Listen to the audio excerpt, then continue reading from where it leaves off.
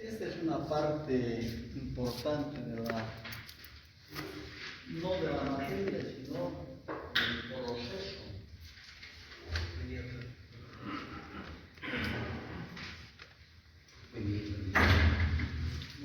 Si decimos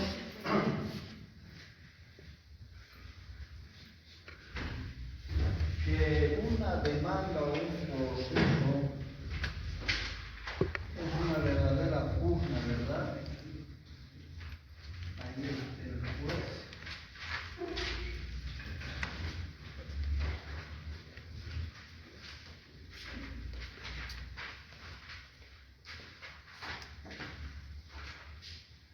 Entonces dice,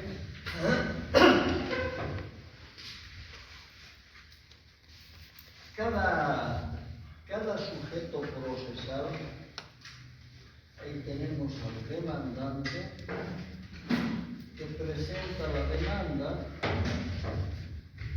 y al demandado que se opone a la demanda, ¿verdad?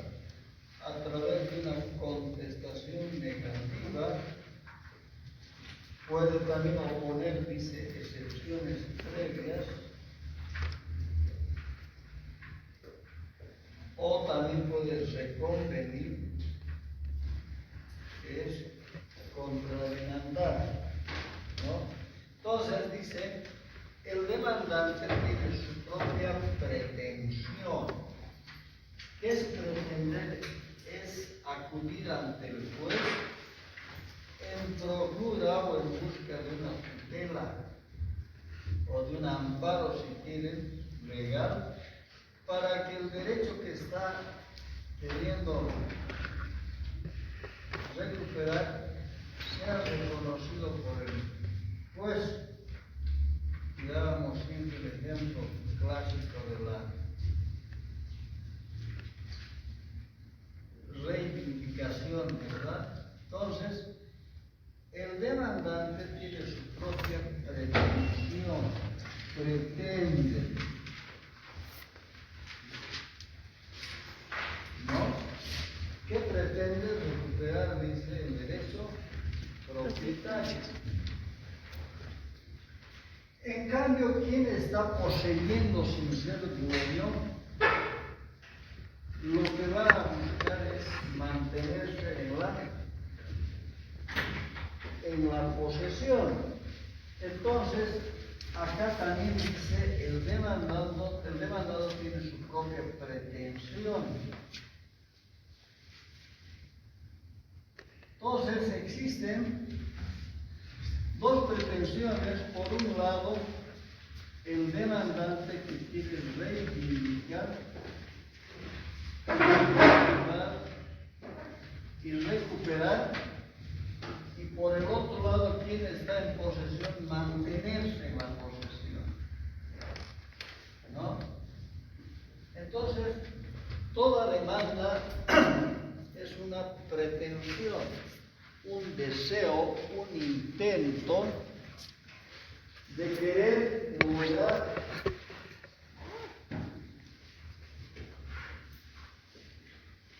reivindicar algún derecho a través de la intervención de la autoridad jurisdiccional. Esa pugna, jóvenes, de derechos o de pretensiones, lógicamente tienen que estar demostradas o no, definitivamente. Entonces, para eso el propio procedimiento ha establecido formas, dice, de probar,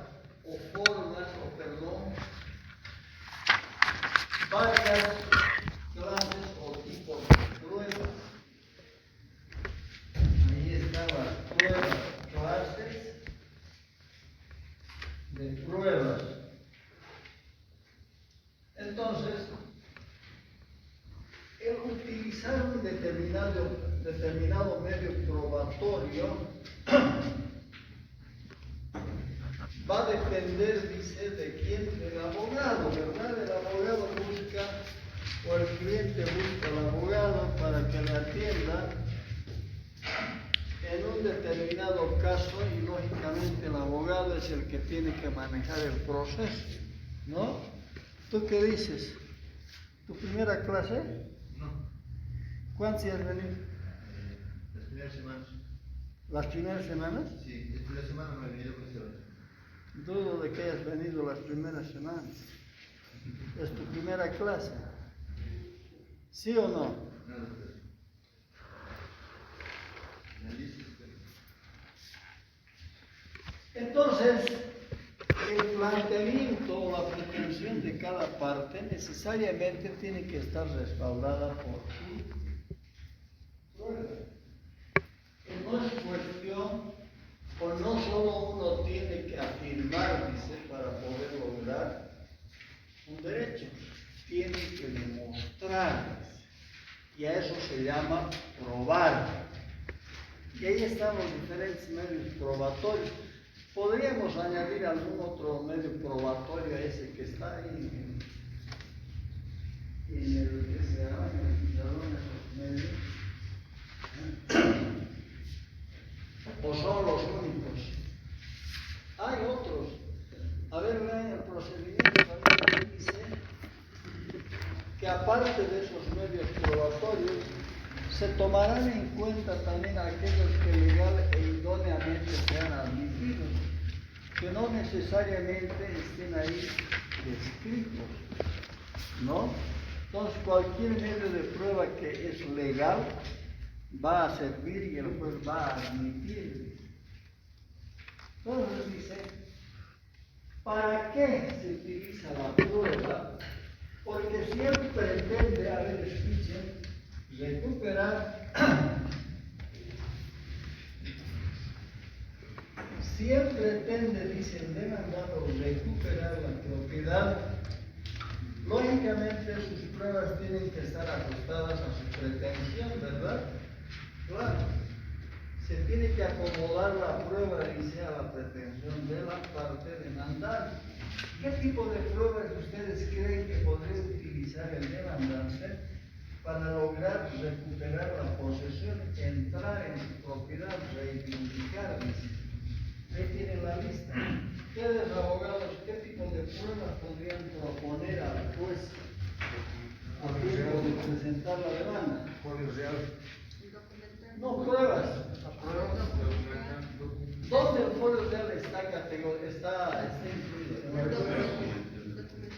Documentado, testificado.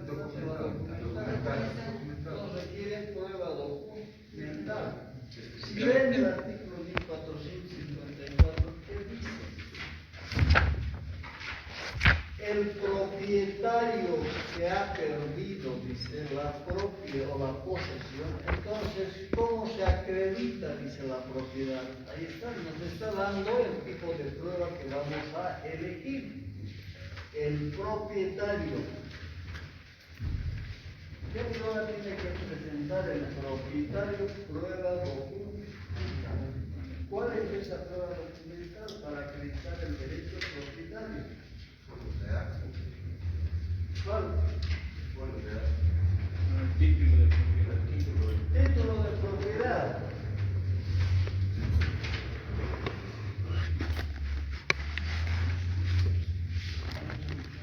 Y lógicamente ahí lo que decía el compañero viene el folio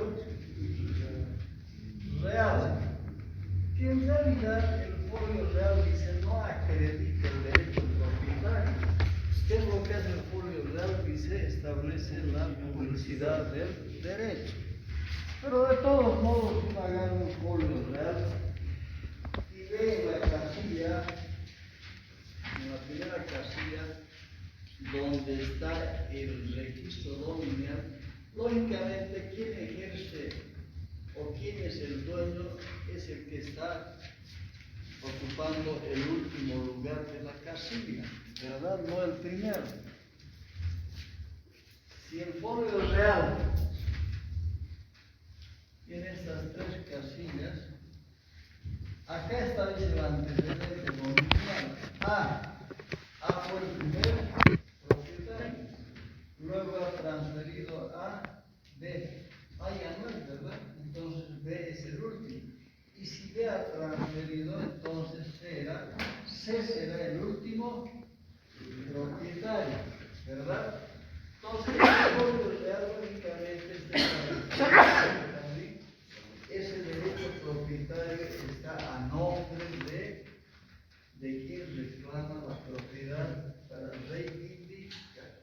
sirve, dice el folio real, ¿o no? Sí. ¿Qué otros documentos presentamos? Prueba documental. Facturas de agua. Facturas de agua. Discursos pagados.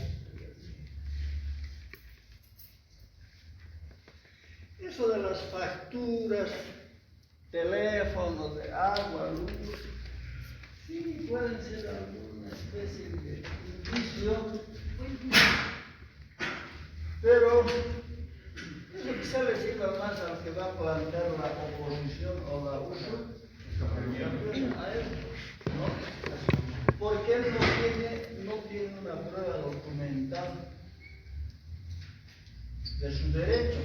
Él quiere, imagino, tener el derecho a partir de qué, de la posesión.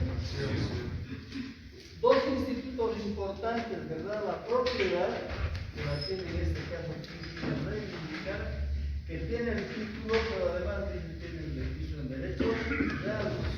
En cambio, el demandado no tiene nada excepto su posesión, entonces él tiene que demostrar su posesión.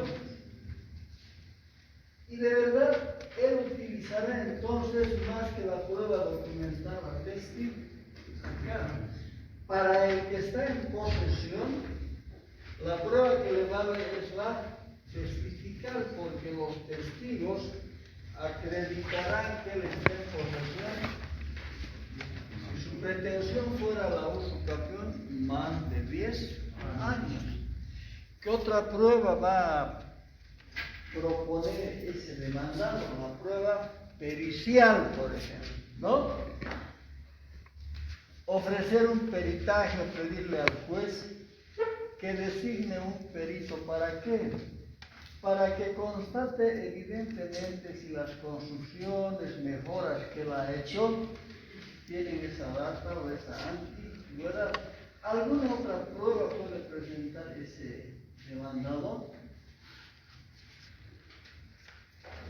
Pruebas de lo que ve. Sí, la OTB también de alguna manera prueba, ¿no?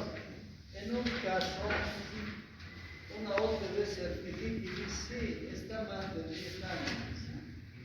Pero otra parte dice, pero la OTB está creado recién hace 3 años. ¿Podría acreditarme hace 10 años la OTB? No. Entonces la prueba no. Claro, podría servir de alguna manera esa prueba, ¿no? Pero esa prueba no es, digamos, determinante, porque definitivamente esas opiniones o esos certificados de la OCDE pueden ser obtenidos, digamos, hasta de favor, ¿no? Pero sí, en algún momento. Sí. Pero él ha participado, doctor, en sus trabajos. Sí, actividades. eso dice, se llama el informe del presidente.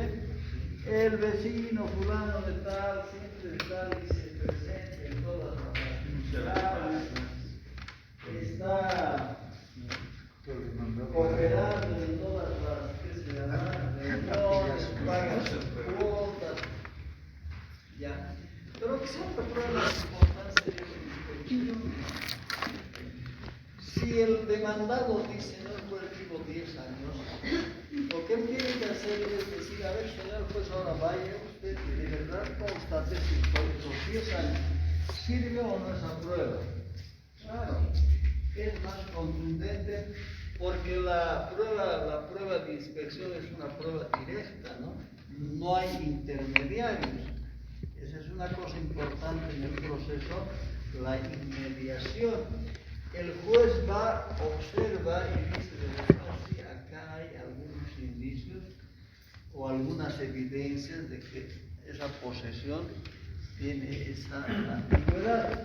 Pero además en esas reuniones de inspección van los vecinos, hasta el mismo perito que podría nombrar el demandado, o el demandante si busca la usurpación, ellos van a atestiguar y van a decir, sí, a nosotros nos consta que el señor ya está en posesión, o no en posesión, va a decir, vive todo este tiempo. Los jóvenes, ahí están los medios probatorios, dice, que son importantes. ¿Para qué? Para que el juez llegue a dónde? A la verdad material. Esa es la única finalidad y la más importante y primordial, dice, que la sentencia a la que arribe el juez sea el reflejo de la verdad material. La sentencia entonces contiene la verdad material.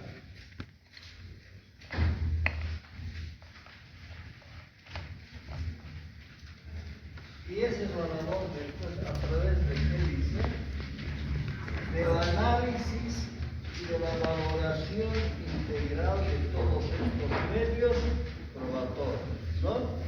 Ahora acá es bueno también aclarar de que se aplican algunos principios que ustedes ya conocen. Al valorar la prueba, dice, el juez tiene que utilizar estos principios que se llaman los principios de comunidad probatoria y unidad probatoria. Entonces, si las partes han hecho uso de diferentes medios probatorios, estos tienen que ser sometidos a la valoración del juez, ¿no? Pero dice, bajo ese principio de comunidad, el juez no discrimina y dice, bueno, esta prueba es del demandante y esta prueba es del demandado. No. Simplemente que valora toda la prueba, dice, a través de esa unidad o integridad, dice, para sacar una sola verdad o un solo resultado. Y esa prueba dice que tiene que ser valorada en su integridad, pero sin reparar si una de las pruebas o alguna de las pruebas es del demandante o del demandante. Todas le sirven al final, dice, para llegar a una sola verdad. De hecho, el demandante o el demandado no puede decir, señor, pues usted no puede resolver el problema utilizando mi prueba a favor del demandado o viceversa. Definitivamente, el principio de la comunidad probatoria obliga al juez a valorar toda la prueba sin hacer ningún tipo de discriminación. Es decir, esta prueba es del demandante y esta del demandado. Entonces, la parte fundamental dice para llegar a esa verdad material y lógicamente para que las partes logren posicionar su pretensión son las pruebas, ¿no? Porque como hemos dicho, cada uno a su turno pretende algo, dice, ¿no? El demandante pretende, dice, recuperar el inmueble porque dice soy el dueño, y el demandado dice sí, él es el dueño, pero yo ya estoy quejando. ¿Verdad que hay dos pretensiones que están en juego? Claro, son dos cuestiones contradictorias, porque el juez al momento, dice, de admitir la demanda, no la toma, digamos, como una verdad absoluta lo que el demandante le dice. Por mucho que le presentara la prueba, dice, sí, señor juez, yo soy el propietario y acá está mi título propietario. De verdad es cierto, él es el dueño, ¿verdad? Pero el juez no dice, sí, a él le voy a tener que reconocer el derecho. Espera que también el demandado plantee su propia posesión y dice, él reconoce, dice, sí, él es el dueño, pero yo ya estoy en posesión. Entonces la ley también les reconoce, ¿verdad?, el derecho propietario a quien esté en posesión. Claro, dice, la sola posesión también sirve para adquirir el derecho propietario. Y ahí está el artículo 138, dice, por la usucapión o prescripción adquisitiva se obtiene también el derecho propietario, ¿verdad? Que es una de las formas de adquirir la propiedad, la posesión o la usucapión. ¿Cuáles son las otras formas? La compra de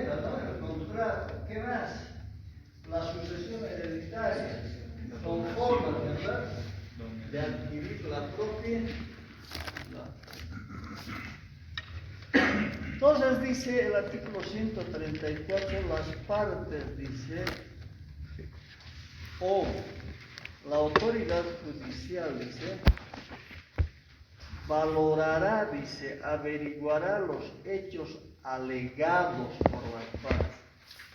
Esa palabra alegar, ¿qué significa? No parece ser un término muy moderno, ¿no? Alegar. ¿Alguna vez han escuchado hablar, utilizar ese término alegar en el lenguaje coloquial? ¿Saben qué es el lenguaje coloquial? No sé, la verdad. Pero ahí usted en el campo, digamos, en la provincia, dice, estaban alegando en la calle, no escuchan ahí en la cancha, por ejemplo, están alegando, dicen, están peleando. Alegar. ¿Has escuchado? Pues, Sí. Es parte de tu lenguaje, de mi lenguaje y del lenguaje de todos estos jóvenes que alguna vez han Creo que algo relaciona también, doctor, al mañanaco. utilizar. Utiliza también para pedir la mano, para alegar. Alegar. Sí, un Para- poco relacionan, sí, un poco. Está alegando Bueno, por pero su en eso hija, de- por su hijo. Ah, sí, ¿no? Están sacando cara por el... Oye, pero en eso de pedir la mano, ya no debe haber esa costumbre. Todavía hay. Ay, todavía. ¿Hasta dónde? Depende de los padres. ¿Quieres que vaya a pedir la mano de tu novia? Dice, cuando tú ya has pedido todo. Ya lo embaraza.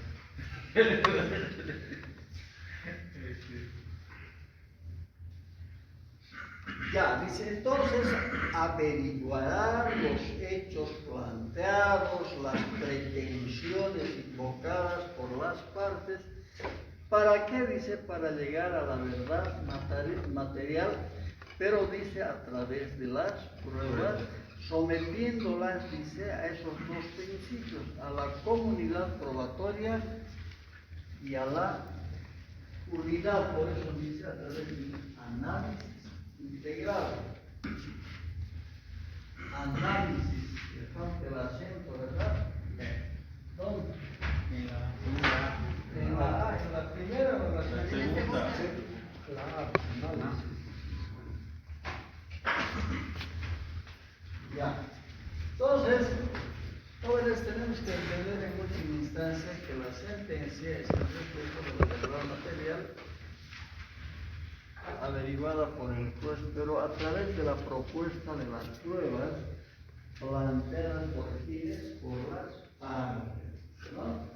Por las partes, y entonces el procedimiento, cuando uno plantea, dijimos, cuando uno presenta la demanda o a tiempo dice de presentar la demanda, acompañará toda la prueba documentada, ¿no? No se olviden, es parte del procedimiento. En el memorial, dice, de demanda tiene que estar acompañada, adjuntada toda la prueba documentada. ¿Qué pasa si nos olvidamos de acompañar la prueba documental?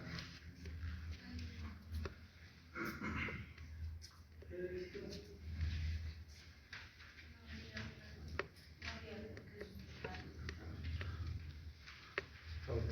Haber puesto consultado por un abogado y que dice, a ver, porque lo primero que el abogado tiene que hacer es oírle al cliente o no. Pues claro, como el médico tiene que escucharle, ¿verdad? ¿Dónde te duele? ¿Qué parte? ¿Cuáles son los síntomas? No lo mismo que el abogado le dirá, a ver, coméntame qué es lo que pasa, cuál es el problema. El cliente no habla el lenguaje jurídico, ¿no? No le va a decir, ahora quisiera que usted me haga una reivindicación, porque el otro seguro le va a plantear una usucapión. Es lego, ¿no? Entonces, el abogado es el que tiene que descifrar cuál es la pretensión del cliente y en esa medida le va a pedir pruebas. Y si le dijera, ¿sabe qué? Sí, yo soy el dueño, pero, escucha, no tengo folio real, ni tengo ni escritura pública. ¿Cómo sería eso? No tiene, dice. Eso vamos a ver en la siguiente lección de la prueba documental. Pero anticipamos, ¿no? Le dice el cliente, no tengo. Debería tener mi plano, debería tener mi registro catastral, mis impuestos, y no tengo. ¿Será que aquello le limite probar o demostrar? ¿Ah? ¿O hay alguna posibilidad de poder subsanar este problema de la falta de documentos? Claro. A tiempo de plantear la demanda, simplemente diga, señor juez, ordene mediante una orden, o sea, una prueba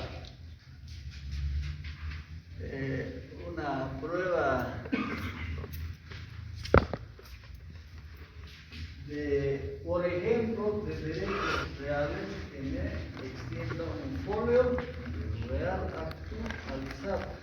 Pero además, porque hemos dicho que el documento que vale es el título, no tanto el folio real. Entonces dirán, señor juez, ordene que la notaria de fe pública, ¿no? Porque uno sabe quién ha sido el que ha protocolizado. Y si no lo tuviera, entonces que ordene que el último notario de fe pública que tiene los libros, porque los libros van pasando, ¿no? Los notarios a veces renuncian, dejan y los libros van pasando al siguiente notario.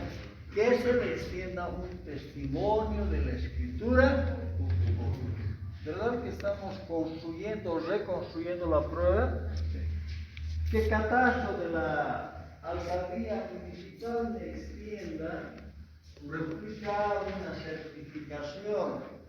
Que lo mismo, ¿no? Que certifique los impuestos pagados, porque uno va a la alcaldía y un departamento donde uno puede también recabar toda la información impuesta. Entonces, jóvenes, no resulta una limitante el no contar en su momento con la prueba documental. Ahora, si uno no tiene, mejor lo acompaña y dice que la prueba documental tiene que ser en original. Y las fotocopias no van, o legalizadas tienen que ser. ¿No? Legalizadas, fotocopias. Y si no las he legalizado, ¿no me sirven? ¿Qué dicen? Sí, pero todos los partes de la prueba.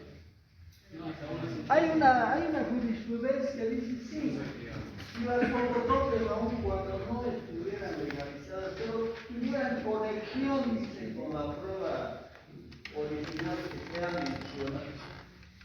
que se ha mencionado, o que la otra parte ha acompañado, lógicamente esa prueba en simple fotocopia sirve. Además, dice, uno puede pedir que la parte contraria incluso presente la prueba, ¿verdad? Hay diferentes formas de probar. Pero bueno, vamos a lo nuestro, dice el principio de verdad material. El juez lógicamente tiene que llegar a esa averiguación total y absoluta. No pueden haber dudas. A ver, en una demanda, porque hay pretensiones múltiples, ¿verdad? ¿Qué quiere decir? Que se pueden pedir dos cosas, ¿no? Nulidad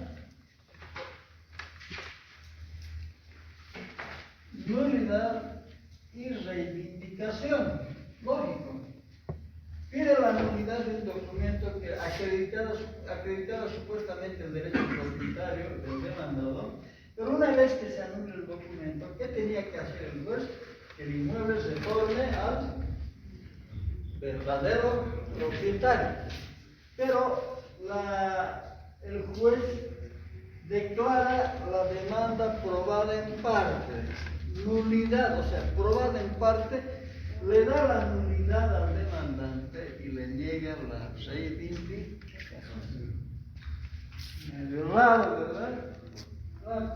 Si dice que ese documento con el que alega la otra parte ser dueño queda nula, lógicamente el derecho propietario se está reconociendo a favor del demandante y lo lógico es que se le entregue el inmueble, ¿no? Además, dice, la nulidad tiene efecto retroactivo. En un caso interesante, una señora, sobrina del dueño, le falsifica la firma al dueño, o sea, al tío.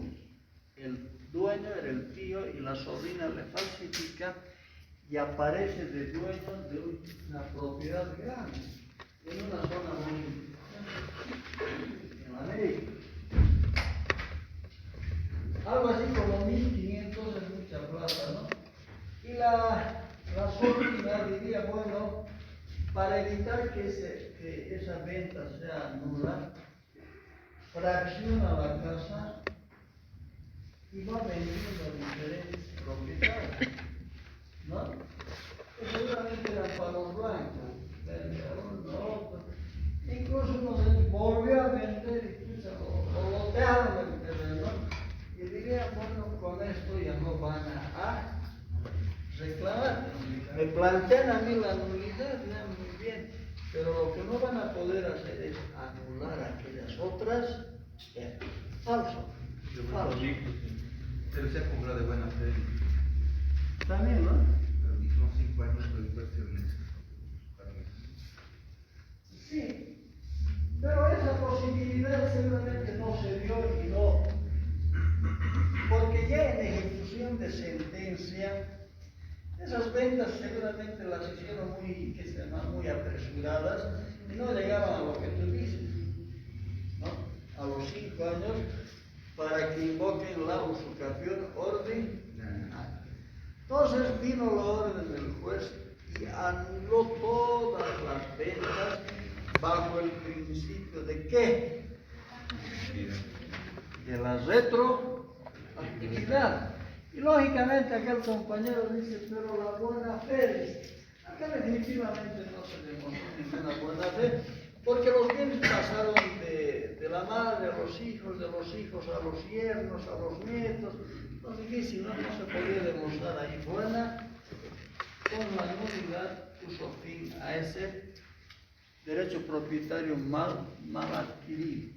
Jóvenes, entonces dice, cuando uno plantea una demanda, tiene que nomás acompañar la prueba idónea. Porque el juez recepciona la prueba y la parte contraria, a tiempo de recibir el traslado, objeta no la prueba. Tiene que objetar y tiene un plazo de 6 días y decir, señor juez, estas pruebas no sirven. Por ejemplo, cuando tú decías acompañar, que se llaman certificados o contratos de agua, luz, teléfono. Los jueces a veces los ignoran. Es una prueba irrelevante o inconcluyente. Necesidad de probar, dice. Todas las afirmaciones hechas por una parte deben ser demostradas. Ahí está, ¿no? Si el dueño dice el demandante dice soy el dueño, tiene que lógicamente demostrar porque está afirmando ser el dueño o el propietario. Por el contrario, si el que está en posesión o demandado dice estoy más de 10 años, ese también está obligado a qué? A probar, ¿verdad?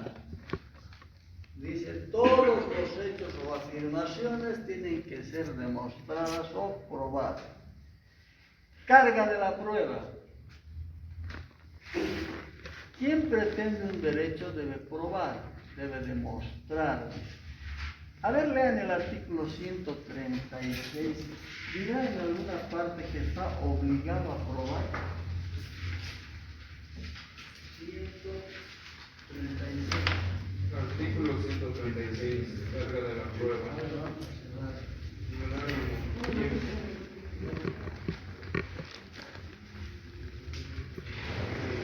Sigue en el parágrafo primero.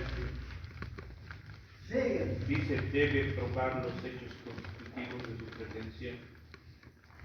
Es quien pretende.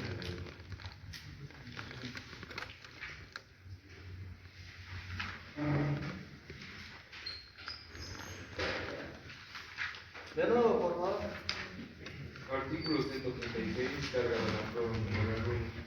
Quien pretenda un derecho debe probar los hechos constitutivos de su pretensión.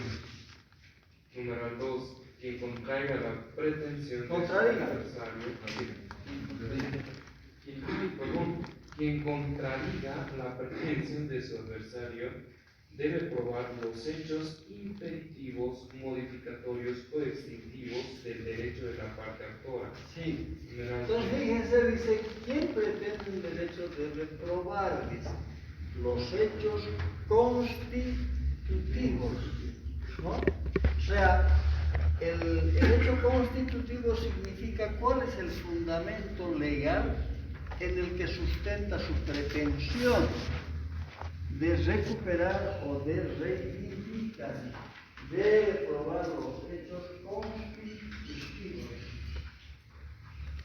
Y quien se oponga también tiene que demostrar, dice, los hechos que extintivos o modificativos. A ver, volver a leer el segundo parágrafo. Quien contradiga la pretensión de su adversario debe probar los hechos impeditivos, modificatorios o extintivos del derecho de la parte actora. Eso. Debe probar los hechos modificatorios o extintivos. A ver, ¿cómo ilustramos esta parte de demostrar los hechos impeditivos o modificatorios? Yo digo, le paga o yo me demanda por una deuda, ¿verdad? Ese es su derecho. ¿Y dónde está constituido su derecho? En el documento de préstamo, ¿no? El acreedor dice, y su pretensión es cobrarme una determinada cantidad que es su deuda. Pero dice, yo al contestar como demandador tengo la opción, dice, de contradecir o contraatacar aquel derecho, primero para poder extinguir o en alguna medida modificar. ¿Cómo yo podría extinguir la pretensión del demandante que quiere cobrarme una deuda? Como una excepción previa. ¿Cómo puede? A ver. Yo te he prestado dinero. Hay un documento, ¿verdad? Un título ejecutivo, o sea, un contrato. Te he prestado $5,000 por un determinado plazo, no me has devuelto, no me has pagado intereses, no me has devuelto el capital, entonces yo te inicio el proceso ejecutivo. Pero antes tengo que esperar que vence el plazo, porque no puedo plantear una demanda antes del vencimiento del plazo, ¿verdad? Ha vencido el plazo, ese es mi derecho constitutivo, constituye ese documento de préstamo mi derecho sobre el que te estoy queriendo cobrar los 5,000. Pero también tú tienes derecho, dice, a oponerte y a probar, dice, lo contrario. Y probar lo contrario sería demostrar, dice, un derecho extintivo o un derecho modificatorio. ¿Qué vendría a ser eso?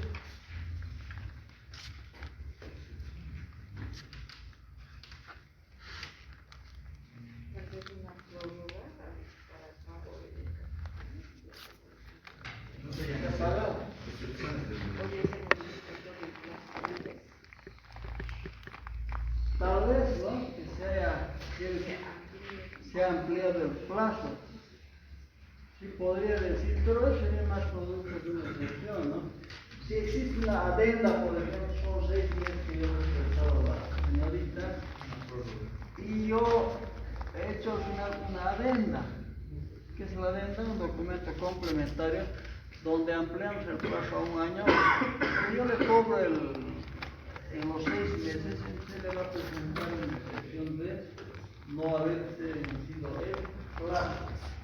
Pero en realidad, dice, ¿cómo uno puede extinguir o modificar? Simplemente, si tú me has pagado toda la deuda y tienes un documento que yo no he querido reconocer, que simplemente fue un documento hecho a mano inclusive, que tú me devolviste los $5,000 y supuestamente estaba muy apurada, estabas ahí en el aeropuerto, me das los $5,000, agarro un papel y digo, yo fulano del tal recibido la señorita tanto la suma que por lo que queda cancelada la vale o no ese documento como un documento extintivo, vale como un documento extintivo o modificatorio, que sería que hay un pago parcial, ¿verdad? Eso significa entonces, si bien el demandado dice, plantea un derecho constitutivo, y si trasladáramos, digamos, ese caso a ese ejemplo que ponemos, podría darse el caso, por ejemplo, de que el demandado presente un documento transaccional o conciliación, donde diga, sí, evidentemente él era el dueño, pero acá yo tengo un documento de conciliación o transacción donde hemos resuelto el problema y yo le he pagado y lógicamente nada tiene que arreglar. Y eso podría ser un proceso, ¿cierto? Como una extensión previa. Claro. Como qué clase de extensión sería, está muy bien ubicado, dígame. Transacción o conciliación, ¿no? Una excepción al derecho de liquidación. ¿Qué más? Doctor, ¿qué pasa si se paga el capital y queda pendiente los intereses?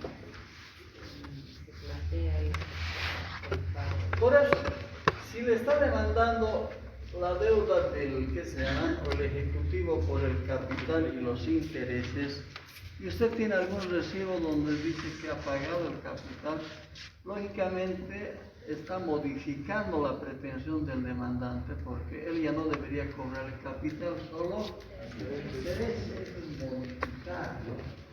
Pero extinguir significaría que usted tiene un documento donde ha terminado de pagar más interés, o definitivamente donde diga que usted ya no le debe nada, sin señalar si hubo o no intereses.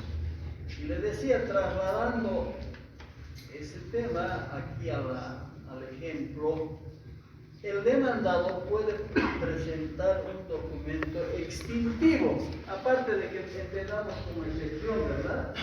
Se presenta la excepción de qué? De transacción, por ejemplo, ¿verdad? Excepción previa de transacción, y lógicamente el juez valora aquello y dice, no, acá no hay nada que discutir, el tema está resuelto. Entonces, ese derecho constitutivo pretendido por el demandado ha sido lógicamente extinguido por el demandante, ha sido extinguido por el demandador con la presentación de ese documento transaccional o de conciliación. Entonces, quienes afirman, dice, sus hechos, están, dice, no obligados, sino deben probar. Esa es una parte fundamental del derecho civil, ¿no? Si dijeran están obligados, perderíamos la perspectiva del principio de disposición, ¿o no? ¿Qué dice el principio de disposición en derecho civil? El derecho o el proceso se construye, dice, en función a los intereses de las partes o a la voluntad de las partes, ¿verdad? Entonces, en derecho civil a nadie se obliga a nada. Dice ahí el artículo, por eso, deben probar. No dice tienen que probar siquiera. Hay diferencia, ¿verdad?, en la construcción gramatical entre decir deben y tiene o no. Claro, tienen es imponer y debe abre la posibilidad. Pueden, dice, si no, no pueden. Entonces, no se olviden que en derecho civil las cosas no se imponen, el juez no impone nada. Y seguimos avanzando, dice, Quien contradiga debe probar los hechos impeditivos, lo que acabamos de ilustrar y de explicar, dice, extintivos o modificatorios. Pero dice, ahí viene lo siguiente. De todos modos, dice, si yo no lograra demostrar con pretensión, ¿no?, como demandante, sobre todo en un proceso ordinario, no tanto en un ejecutivo, porque en un ejecutivo se va sobre un derecho ya constituido. No sé si me entienden aquello, ¿no? El derecho civil, hemos dicho, o en un proceso, tiene que ser un proceso ordinario, proceso de conocimiento. ¿Por qué es de conocimiento? Porque en la medida en que las partes van planteando sus pretensiones, sus pruebas, el juez va llegando, dice, o va camino a la averiguación de la verdad material. O sea, no conoce todavía el juez, por eso dice, es de conocimiento, ¿no?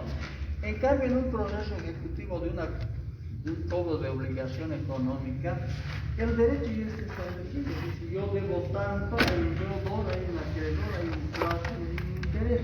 ¿Hay algo que averiguar sobre ese tema? Nada. ¿Qué es lo que se está buscando?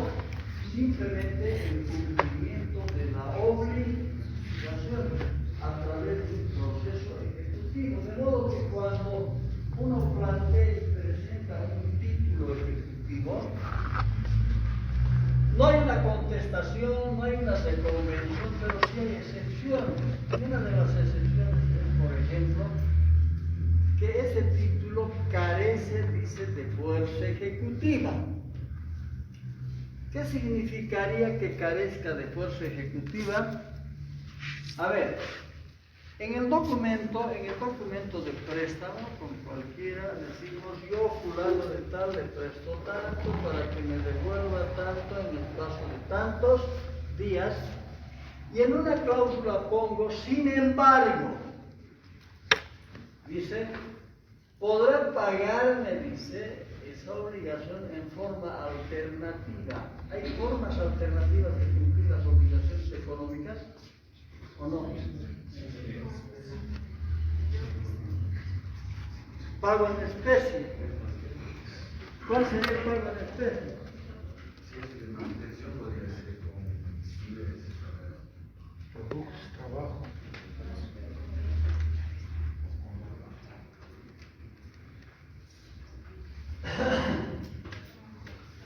Entonces, ¿qué estoy haciendo? Estoy desvirtuando, desnaturalizando el título ejecutivo. El título ejecutivo se unilateraliza. ¿Qué es eso? Que la obligación es de uno solo, no hay contraprestación. ¿Se lo explica? En una obligación económica, si hay contraprestaciones, no es título ejecutivo, dice, ¿no? Si a cambio digo, bueno, si le debo 10.000, le voy a pagar en 1.000 quintales de harina, de lo que sea, entonces si ya hay contraprestación, ese documento sea bilateral, he desvirtuado la naturaleza ejecutiva del título. Bueno, pero eso lo aprenderemos cuando estén abogados, ¿no? Ya. Entonces dice el juez, a ver, fíjense ahí en este caso, el demandante quiere reivindicar, ¿no? Quiere reivindicar. Lógicamente, si vamos a nuestra lista de pruebas, tiene que presentar seguramente primero una prueba documental donde acredite que es el dueño, porque el fundamento legal está en el 1453, soy el dueño. Pues que demuestre que es el dueño. Y el otro dirá, no señor, pues yo estoy en posesión, que también demuestre su posesión. Y para demostrar su posesión y de buena fe, va a tener que utilizar la prueba testifical, si tiene la pericial, pero obvia, es obviar. Olvida a propósito la prueba de la inspección.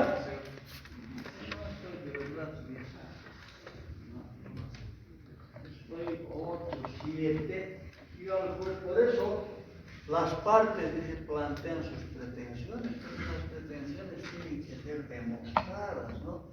Estoy 10 años, señor juez, pero entonces, ¿por qué no has pedido la inspección? Que el juez vaya y corrobore.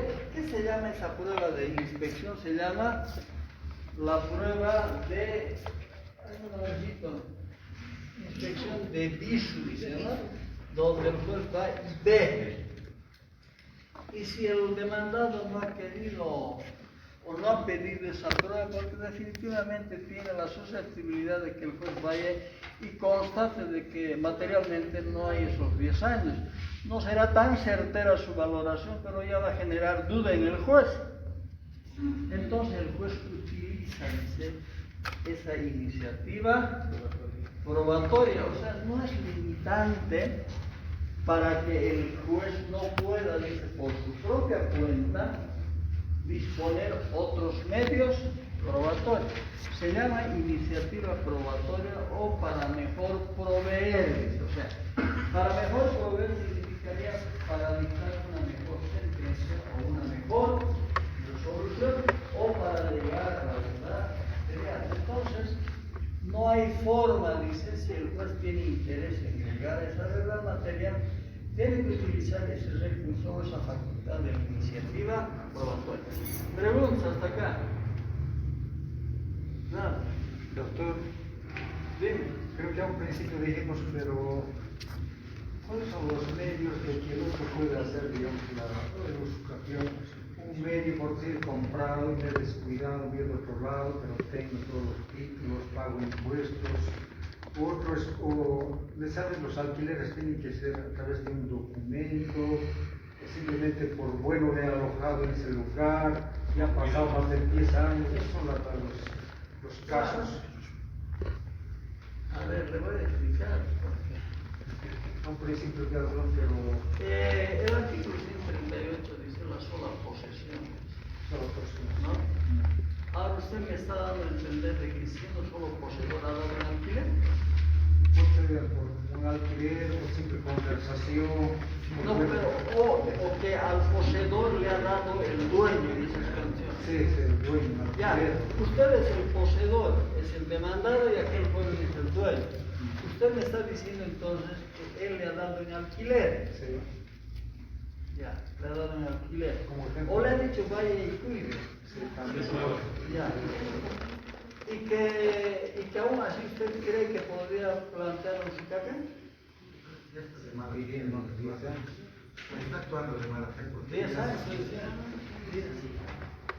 Pero ya existe.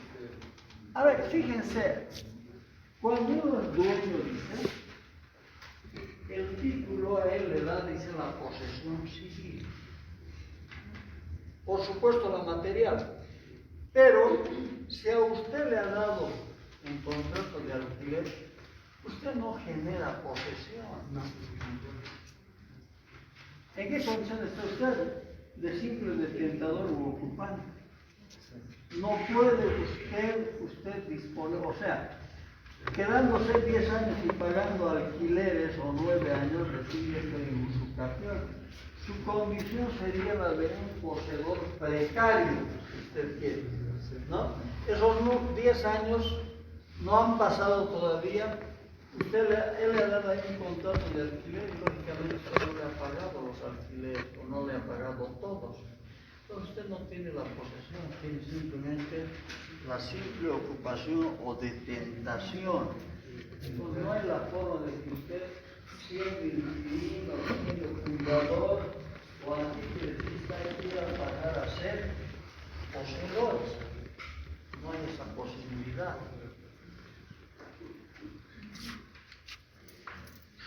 Lo que tenemos al artículo 134 de la verdad material mencionado.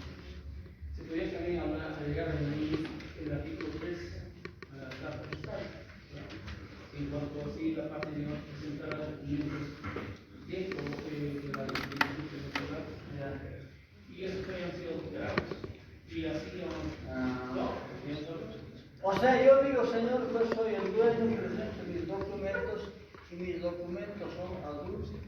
No, todavía si no se puede hacer documentos, aunque así diera, digamos, de oficio a derechos reales. Ya. Sí va a haber así la tradición del bien inmueble, pero que se cambia y así ocultados los datos de la tradición. O sea que en el folio real, por ejemplo, no figura como dueño. Lugar, pero ya cambiar por otro mes, digamos, pongamos como lunes, de después de la cuenta.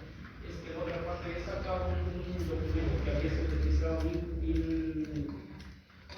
el año 1575, la primera venta que se complementa. No, a ver, ubícate en el tiempo, 1500, no creo. Oye, pero en 1500 todavía estábamos en la dominación colonial. 492 sempre descobertos. A ver, pero concreta tu... No, 1500. Es un bisabuelo, no Estamos hablando de...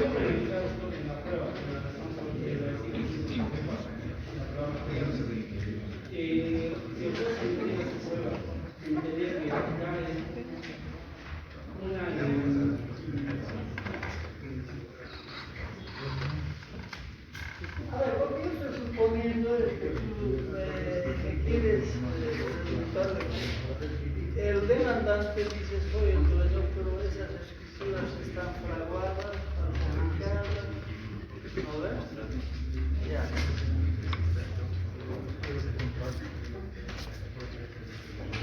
¿Cuántas clases de falsedad hay? Falsedad material y falsedad ideológica, dice, ¿no?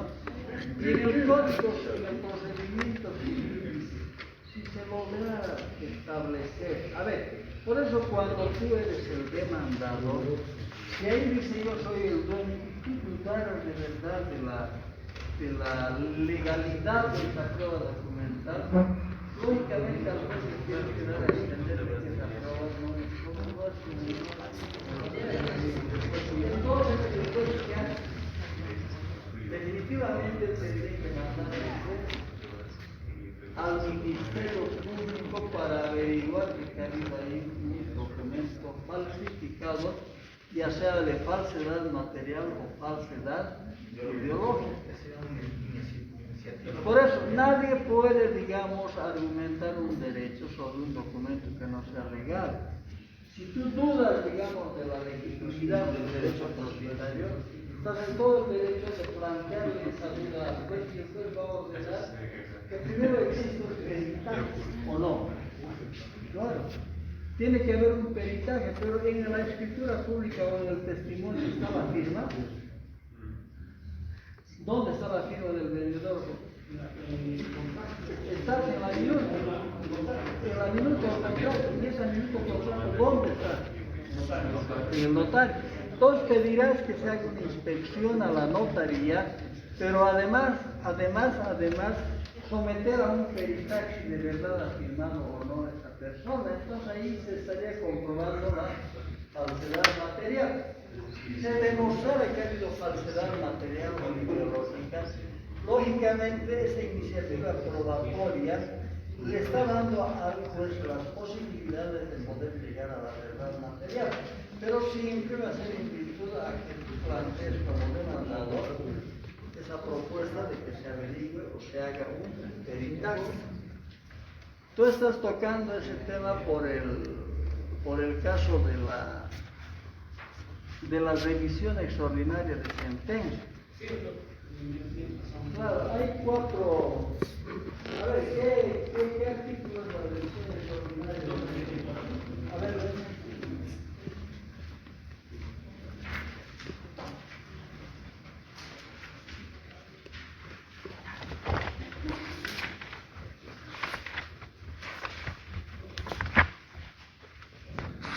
bueno, bien, estamos avanzando, dice.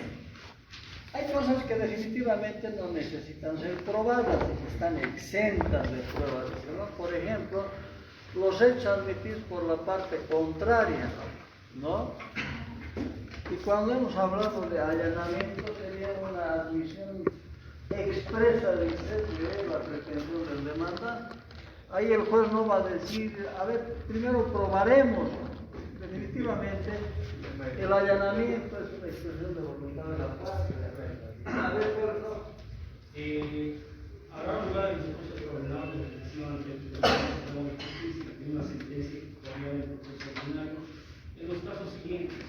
Uno, si ella se llega a fundar un documento declarado falso. Ahí está. Sí, pero si es que todavía dentro del proceso ya se dado una sentencia y ya habíamos encontrado los documentos para proceder. Mientras eso va a haber una observación de la fiscalía en cuál de los cuatro parágrafos incisos va a ser su protesta formal de la decisión extraordinaria. Bueno, no daba en el parágrafo tercero, lo que menciona si se hubiera ganado injustamente en virtud de cohecho o violencia o fraude. Claro, pero dice, si se hubiese ganado en virtud del cohecho, dice, ¿qué es el cohecho? Haberle dado plata al juez. ¿Han demostrado que le han dado plata? No, pero sí en el fraude procesal, con la parte de la prueba que parece que no puedo usar. Pero el fraude procesal no es lo mismo que presentar una prueba falsa. No es lo mismo. Fraude procesal, dice, es inducible al juez del orden. ¿No ven? Probablemente sí, si tú le das si el juez declara aprobada una demanda en base a un documento falso, lógicamente intervinieran esos dos elementos, ¿no? Primero documentos falsos y luego el haberle inducido un fraude procesal. Pero todo aquello tiene que ser promovido siempre por las partes, por el demandado, por quien sea afectado. Muy bien, los hechos evidentes tampoco hay necesidad de probar. Las pruebas serán producidas en audiencia, según los testigos declaran en audiencia, pero hay algunas pruebas que son realizadas o diligenciadas fuera del asiento del juez, inspecciones. ¿No? Él tiene que salir o no el juez. Claro. Y el peritaje lo mismo, el perito es un funcionario ajeno y hace un trabajo fuera. Prueba fuera de la sede judicial, ahí está, el juez podrá trasladarse del lugar, o sea, de su sede, salir de su juzgado e ir a donde, al lugar de los hechos para hacer la inspección. Y también dice la excepción de pruebas en el extranjero, por ejemplo, cuando el hecho hubiese ocurrido fuera del Estado. A ver, que en una averiguación de una sucesión hereditaria queremos averiguar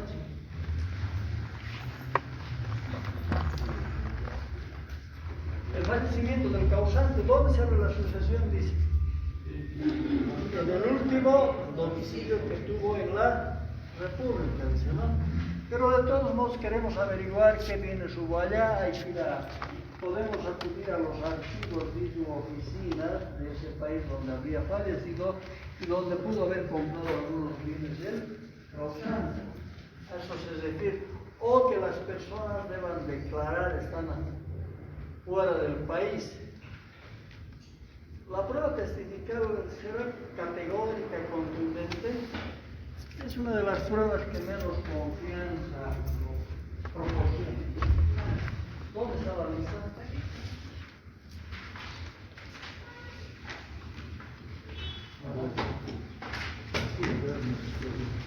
No, a ver, usted lea y ya no me digo cómo.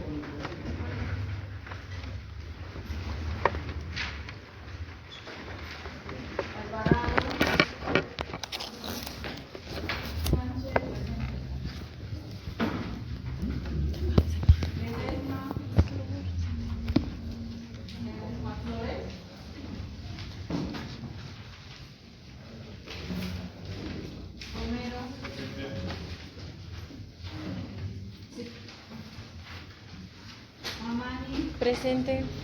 Ríos. Presente. De Año. Gutiérrez. Presente. Romero. Presente. De Plaza. Presente. Laure.